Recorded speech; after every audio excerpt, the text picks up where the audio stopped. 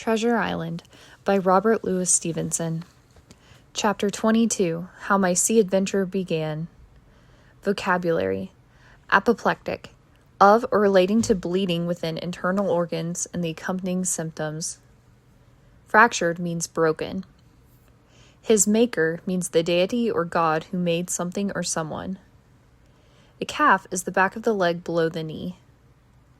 Plaster is a paste applied to the skin for healing purposes. A girt on a cutlass is the strapped or fastened on a cutlass. Precautions are a measure taken beforehand to ward off bad outcomes or to secure success. Brace of pistols, a pair of pistols. A powder horn is a hollow animal's horn used to load gunpowder into a gun or a cannon. French leave is a sudden or unannounced departure, or one taken without permission, like going AWOL or ducking out. Folly means foolishness. Bulwarks, the planking along the sides of a ship that reduces the likelihood of seas washing people overboard.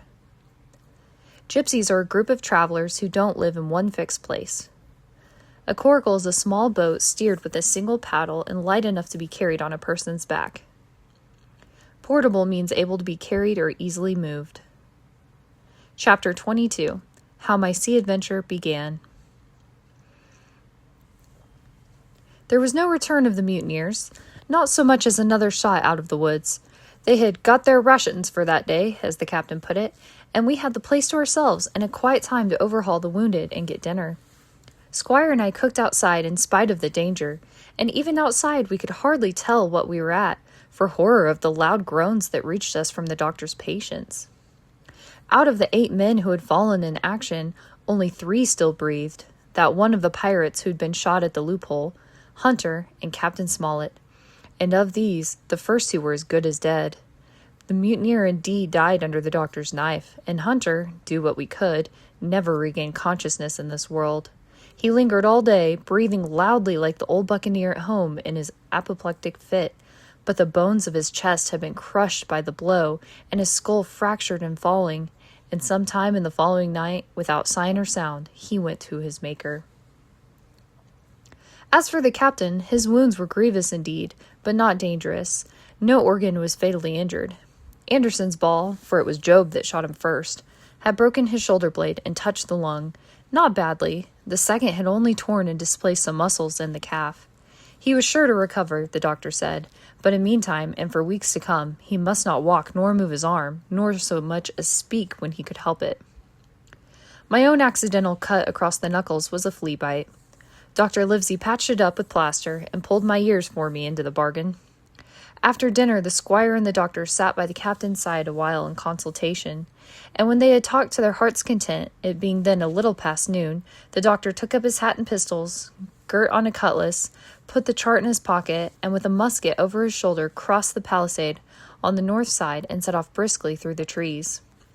Gray and I were sitting together at the far end of the blockhouse, to be out of earshot of our officers consulting, and Gray took his pipe out of his mouth and fairly forgot to put it back again, so thunderstruck he was at this occurrence.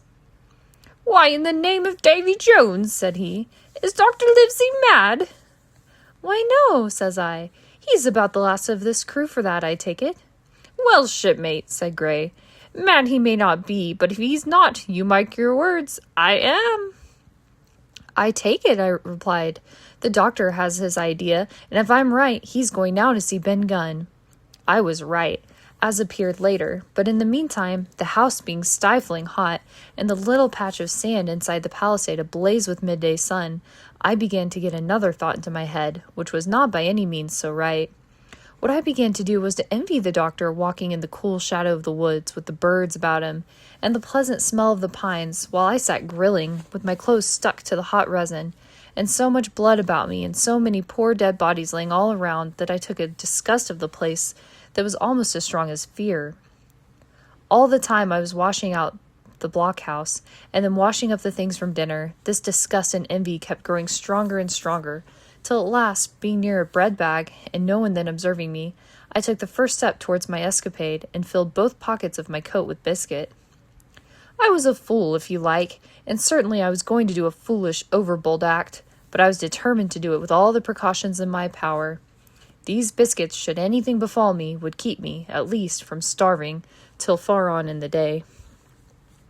The next thing I laid hold of was a brace of pistols, and as I already had a powder horn and bullets, I felt myself well supplied with arms.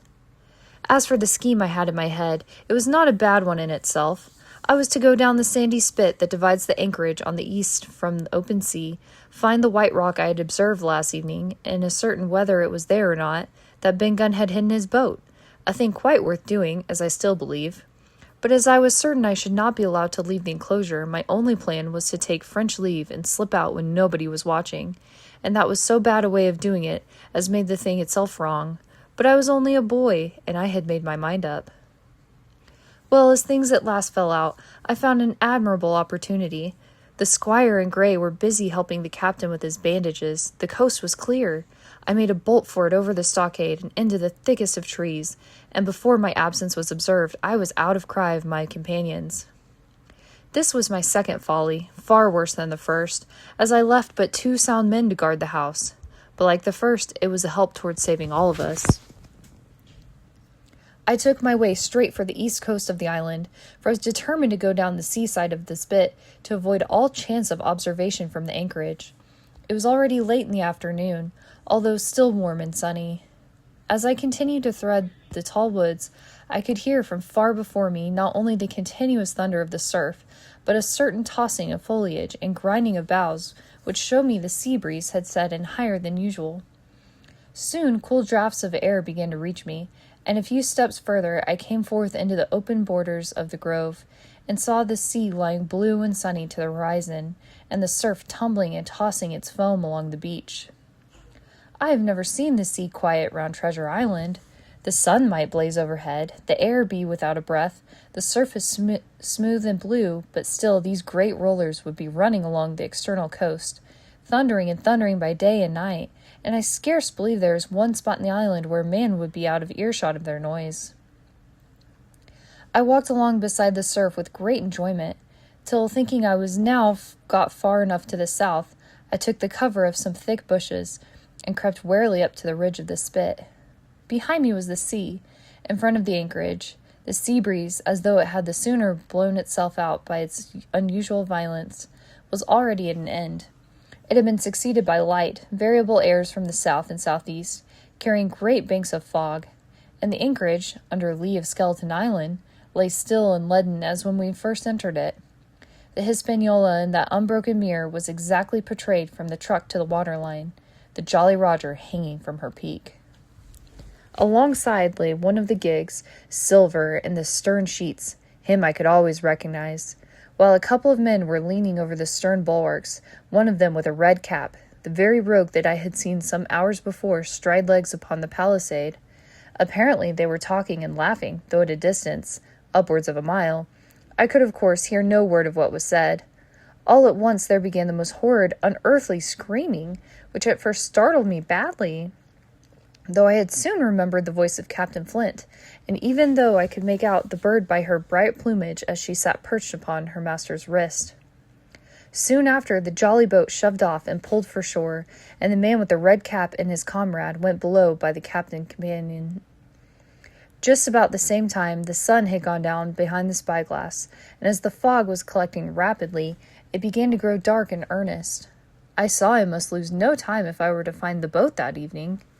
The white rock, visible enough above the brush, was still some 1/8 of a mile further down the spit, and it took me a goodish while to get up with it, crawling, often on all fours, among the scrub. Night had almost come when I laid my hand on its rough sides.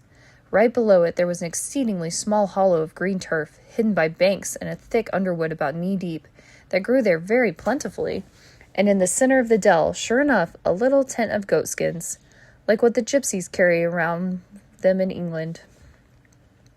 I dropped into the hollow, lifted the side of the tent, and there was Ben Gunn's boat.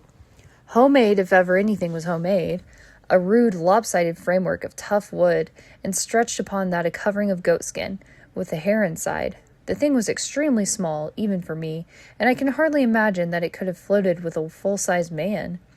There was one thwart set as low as possible, a kind of stretcher in the bows, and a double paddle for propulsion. I had not then seen a coracle, such as the ancient Britons made, but I have seen one since, and I can give you no fairer idea of Ben Gunn's boat than by saying it was like the first and the worst coracle ever made by a man.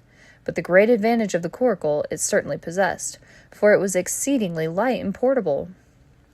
Well, now that I had found the boat, you would have thought I had had enough of truancy for once, but in the meantime I had taken another notion, and become so obstinately fond of it that I would have carried it out, I believe, in the teeth of Captain Smollett himself. This was to slip out under cover of the night, cut the Hispaniola adrift, and let her go ashore where she fancied. I had quite made up my mind that the mutineers, after their repulse of the morning, had nothing nearer their hearts than to up anchor and away to sea. This, I thought, it would be a fine thing to prevent, and now that I had seen how they left their watchmen unprovided with a boat, I thought it might be done with little risk. Down I sat to wait for darkness, and made a hearty meal of biscuit. It was a night out of 10,000 for my purpose. The fog had now buried all heaven. As the last rays of daylight dwindled and disappeared, absolute blackness settled down on Treasure Island. And when at last I shouldered the coracle and groped my way stumblingly out of the hollow where I had supped, there were but 2 points visible on the whole anchorage. One was the great fire on shore, by which the defeated pirates lay carousing in the swamp. The other, a mere blur of light upon the darkness, indicated the position of the anchored ship. She had swung round to the ebb. Her bow was now towards me. The only lights on board were in the cabin, and from what I saw was merely a reflection on the fog of the strong rays that flowed from the stern window. The ebb had already run some time, and I had to wade through a long belt of swampy sand, where I sank several times above the ankle, before I came to the edge of the retreating water, and wading a little way in, with some strength and dexterity, set my coracle, keel downwards, on the surface.